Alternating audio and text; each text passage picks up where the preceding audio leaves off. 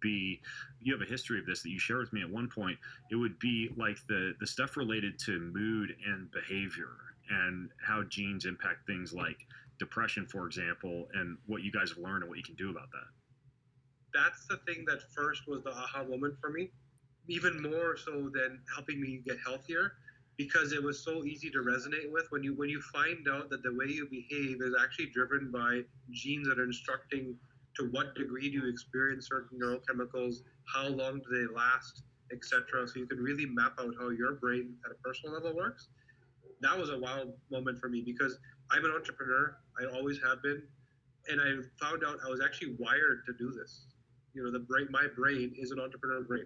And by the way, whether we're dealing with a patient or a practitioner, we always tell them start with the brain, because when you realize how personalized you can get in terms of your mood and behavior, it's so much easier to work on the plan and have compliance and know how to structure it. Some people are more reward seeking, some people are more susceptible to anxiety, etc., etc., etc. So if you understand the brain first, you then understand exactly how to build your sort of path to improvement on the healthcare side.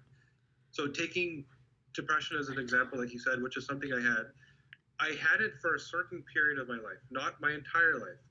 And I believe that context has to be attached to the neurochemicals to equate the outcome.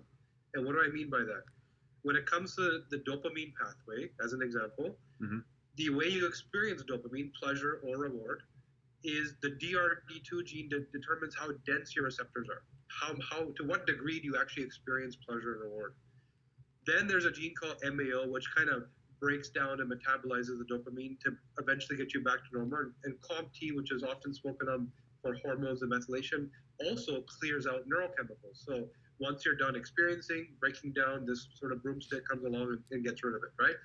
So I have the absolute minimal density of DRD2 dopamine receptors. I have the fastest possible MAO and the fastest possible COMT, which means I feel things way down here, and before it's even started, boom, it's finished. Yeah. What happens? Well, addiction, depression, or achievement. Why? Because you just don't get to feel, so you go find something that gives you that thing, and then you constantly need more and more and bigger and bigger and bigger, and you become addicted. Or depression, because you don't find something to lean on, and you just don't get that satisfaction or pleasure or reward that the peers around you are getting, and so you fall into depression. Or achievement, because you go down the reward path instead of the pleasure path, and you're doing the same thing you would have done in addiction, more and more and more, and bigger and better and better, but you're doing it with reward as opposed to depression. I actually did a whole podcast with a guy named Doug Brackman about this. He calls it like the driven gene, and it is true. Like you either get depressed or you turn into like a super successful, whatever, like a CEO or an Ironman triathlete or somebody who just like does achievement after achievement after achievement because you figured out a way to alleviate the potential for depression is to just keep on, pressing that trigger over and over again with preferably somewhat positive activities. We call it warrior genetics. You're designed in this persona to continue fighting, right? You're designed to constantly have something adverse that you're challenged with, and you go, and if you don't do that, then all of a sudden so this is why I've had all three.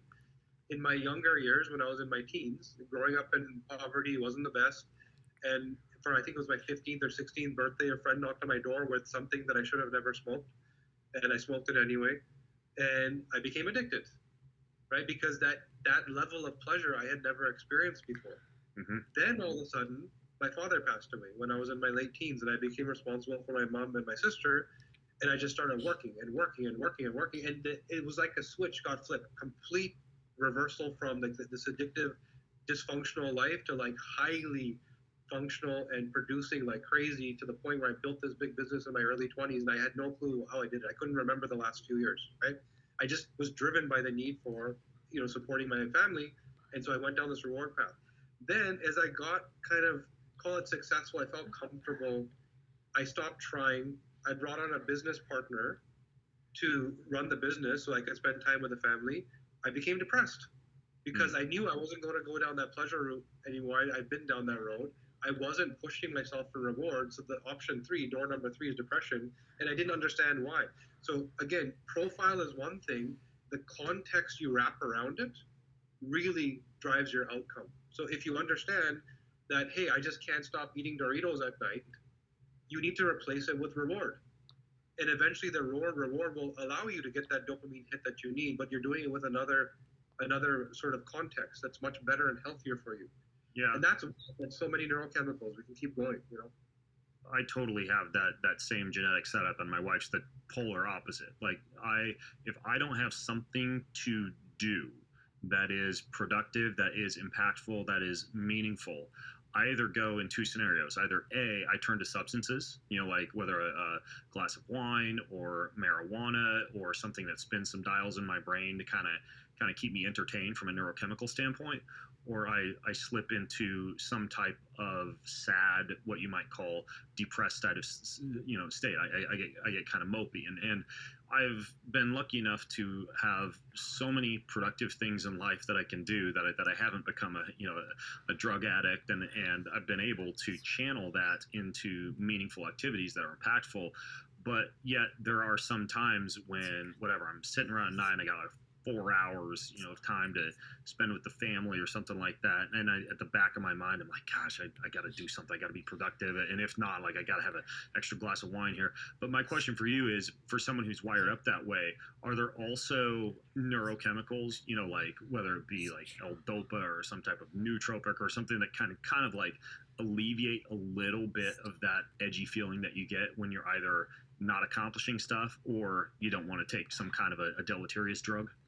Yeah, so what we found, the dopamine pathway itself and the COMT pathway itself, we usually focus on context, which is give yourself that thing to focus on. And it doesn't necessarily need to be constant and ongoing. Like you said, like if you're given that 1 hour, you're done, right?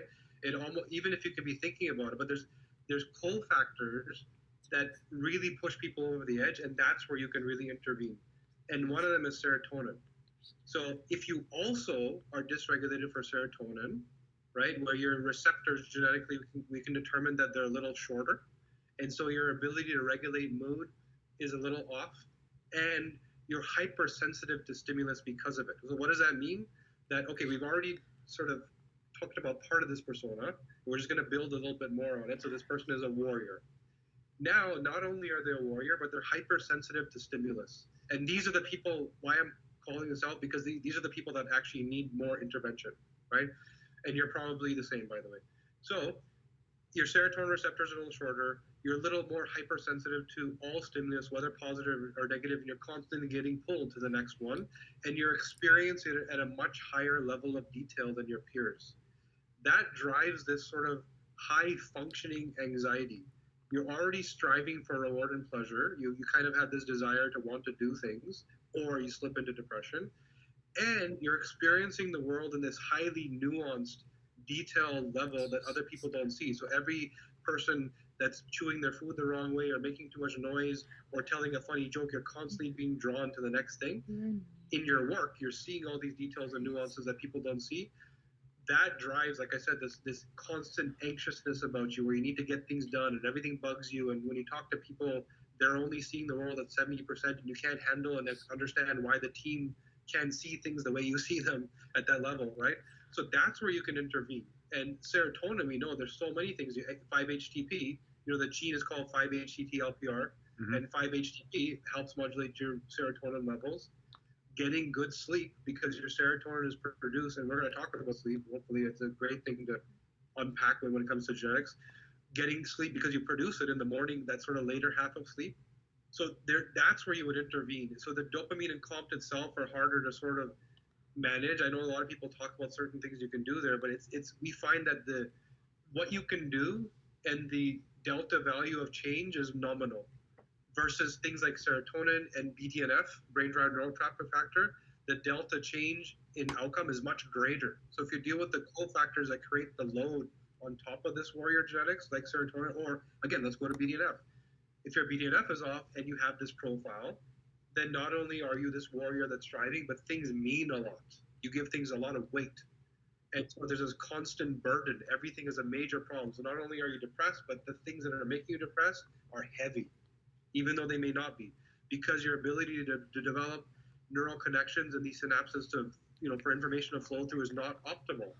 and so you tunnel or funnel into a few select ones and become more of a specialist than a generalist. And so new things are friction for you, and old things have a lot more meaning than they should.